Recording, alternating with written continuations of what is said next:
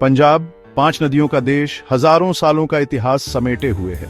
इसका नाम फारसी के शब्द पंज, 5 और आब, पानी से बना है, जो इस जमीन की पहचान है। ये 5 नदियां झेलम, चेनाब, रावी, ब्यास और सतलुज इसके मैदानों से बहती हैं और यहाँ की संस्कृति को पोषित करती है, जिसने कई राज्यों का उत्थान और पतन देखा है। सिंधु घाटी सभ्यता के प्राचीन शहरों से लेकर शक्तिशाली सम्राटों के युद्ध क्षेत्रों तक पंजाब संस्कृति संघर्ष और लचीलेपन का केंद्र रहा है। सिंधु घाटी सभ्यता दुनिया की सबसे पुरानी शहरी सभ्यताओं में से एक 4000 साल पहले पंजाब में फली फूली। आज के पाकिस्तान में स्थित हड़प्पा के पुरातात्विक अवशेष इस प्राचीन सभ्यता के शानदार शहरी नियोजन, उन्नत जल निकासी व्यवस्था और संपन्न व्यापार नेटवर्क की झलक देते हैं। इन शुरुआती निवासियों ने इस भूमि पर एक अमिट छाप छोड़ी, जो आने वाली सदियों तक सांस्कृतिक परिदृश्य को आकार देती रही। मध्य एशिया और भारतीय उपमहाद्वीप के चौराहे पर पंजाब की रणनीतिक स्थिति ने इसे महत्वाकांक्षी शासकों के लिए एक प्रमुख लक्ष्य बना दिया। सदियों से आक्रमणकारियों और साम्राज्यों की लहरें इस क्षेत्र से होकर गुजरी, हर एक ने अपनी छाप छोड़ी। आर्यों ने अपनी वैदिक परंपराओं के साथ हिंदू धर्म की नींव रखी, जबकि सम्राट अशोक के अधीन मौर्य साम्राज्य बौद्ध धर्म को सबसे आगे लाया। कला, विज्ञान और साहित्य के अपने स्वर्ण युग के लिए जाना जाने वाला गुप्त साम्राज्य बौद्धिक और सांस्कृतिक प्रतिभा की विरासत छोड़ गया। इसके बाद मुगल साम्राज्य ने अपने भव्य दरबारों और स्थापत्य चमत्कारों के साथ पंजाब की विविध विरासत को और समृद्ध किया। पंजाब में इस्लाम के आगमन ने इसके इतिहास में एक महत्वपूर्ण मोड़ दिया।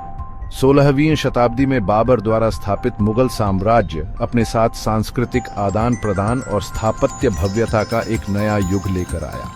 लाहौर में शानदार बादशाही मस्जिद, जिसे सम्राट औरंगजेब ने बनवाया था, इस क्षेत्र के स्थापत्य परिदृश्य पर मुगल प्रभाव का प्रमाण है। इन शक्तिशाली साम्राज्यों की पृष्ठभूमि के बीच पंजाब के हृदय से एक नया धर्म उभरा, सिख धर्म। 15वीं शताब्दी के अंत में गुरु नानक देव जी द्वारा स्थापित सिख धर्म ने समानता, सामाजिक न्याय और मानवता की एकता का संदेश दिया।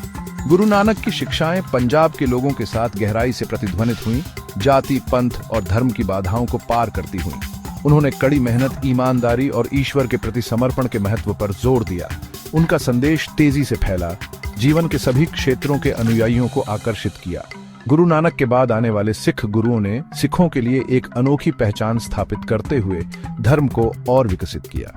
5वें सिख गुरु, गुरु अर्जन देव जी ने सिख धर्म के पवित्र ग्रंथ आदि ग्रंथ का संकलन किया, जिसे बाद में गुरु ग्रंथ साहिब के नाम से जाना जाने लगा। उन्होंने अमृतसर में हरमंदिर साहिब, जिसे स्वर्ण मंदिर के नाम से जाना जाता है, के निर्माण का भी निरीक्षण किया, जो सिख धर्म का सबसे पवित्र तीर्थ स्थल बन गया। 18वीं शताब्दी में सिख साम्राज्य का उदय पंजाब के इतिहास में एक महत्वपूर्ण अध्याय था। महाराजा रणजीत सिंह के नेतृत्व में सिख राज्य मिसलों, संप्रभु राज्यों के एक संघ से एक दुर्जेय साम्राज्य में बदल गया, जो पश्चिम में खैबर दर्रे से लेकर उत्तर में कश्मीर की सीमाओं तक फैला हुआ था। पंजाब के शेर के रूप में जाने जाने वाले रणजीत सिंह एक चतुर सैन्य रणनीतिकार और एक दूरदर्शी नेता थे। उन्होंने सिख मिसलों को एकजुट किया, यूरोपीय प्रशिक्षण और हथियारों के साथ अपनी सेना का आधुनिकीकरण किया और एक धर्मनिरपेक्ष और समृद्ध राज्य की स्थापना की। उनका शासनकाल धार्मिक सहिष्णुता, आर्थिक समृद्धि और कला और संस्कृति के उत्कर्ष द्वारा चिह्नित किया गया था। महाराजा रणजीत सिंह का दरबार संस्कृतियों का संगम बन गया, जिसने पूरे भारतीय उपमहाद्वीप और उसके बाहर के कलाकारों, कवियों और विद्वानों को आकर्षित किया। उन्होंने कलाओं को संरक्षण दिया, व्यापार को प्रोत्साहित किया और प्रशासनिक सुधारों को लागू किया, जिससे उनके राज्य के भीतर एकता और समृद्धि की भावना पैदा हुई। उनकी विरासत पंजाबियों की पीढ़ियों को प्रेरित करती रहती है। हालांकि 1839 में रणजीत सिंह की मृत्यु के बाद सिख साम्राज्य को आंतरिक कलह और बाहरी खतरों का सामना करना पड़ा। ब्रिटिश ईस्ट इंडिया कंपनी, जो भारत में लगातार अपना प्रभाव बढ़ा रही थी, ने पंजाब पर कब्जा करने का अवसर देखा। इसके बाद हुए एंग्लो सिख युद्धों के परिणाम स्वरूप सिख साम्राज्य की हार हुई और 1839 में इसे ब्रिटिश भारत में मिला लिया गया।